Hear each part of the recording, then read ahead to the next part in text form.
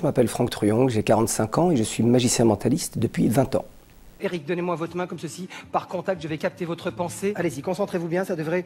On voit quelque chose. Par contre, Eric, vous avez de grandes mains. Vous savez ce qu'on dit des gens qui ont des grandes mains? Grandes mains, grands gants, voilà.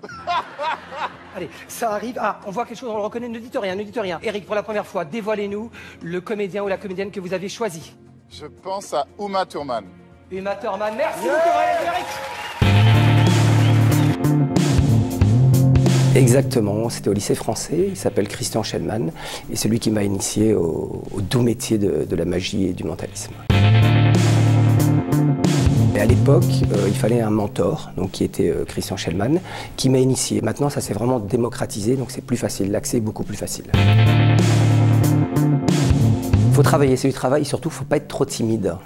Et paradoxalement, c'est ce qui m'a aidé à lutter contre ma timidité. Ça me permettait d'accoster les filles, faire apparaître une cigarette, du feu, des trucs comme ça.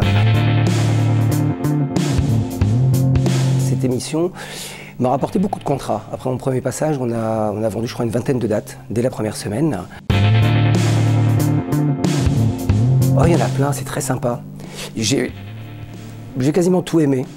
Parce que ce sont des rôles à chaque fois différents, mais surtout c'est beaucoup de stress à gérer parce que c'est pas comme au cinéma où on peut faire une retake ou une reprise.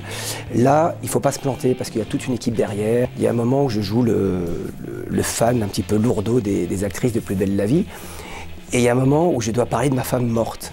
Et donc j'essaye de rentrer dans le personnage un petit peu triste comme ça, mais très content de recevoir du monde. Et j'ai à l'oreillette, et ça parle tout le temps, ça parle tout le temps. Et elle me dit, dis-lui ça, dis-lui ça. J'ai là, oui, alors elle est morte. Dis-lui. C'était très difficile de se concentrer. Ça, c'est ma femme. Elle nous a quittés il y a 10 ans en fait. Elle a fait un accident. Trop de médicaments, elle était pas bien. Mais bon, les gens qui s'aiment sont toujours là. Je sais pas, sont toujours là avec vous. Et c'est pour ça qu'ils existent toujours d'ailleurs. C'est ça. Pour moi, je parle tout le temps. Elle est toujours là, elle est toujours présente, elle est toujours avec moi, même si... Excusez-moi. Est-ce que tu peux, s'il te plaît, faire très très vite parce qu'on est en stand-by? On a perdu beaucoup de temps. J'espère que t'es plus aussi avec le propriétaire bien relou. Tu te dépêches, on n'a pas que ça à faire. C'est vite. Non, monsieur, Sébastien, là. Tu te débarrasses de monsieur Truong, là, il est très collant. Je suis dans un temps de fou, donc tu te dépêches. Pas très sympa. Travailler avec Copperfield, ce serait un honneur parce que c'est quand même un grand nom et surtout c'est vraiment un pro. C'est quand même quelqu'un qui fait, je crois, des spectacles tous les jours, voire plusieurs par jour, et qui les regarde à chaque fois. Tellement il est perfectionniste. Il veut que tout soit parfait.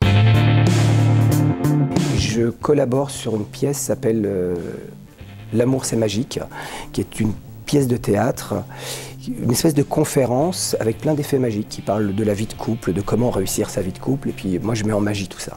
Voilà.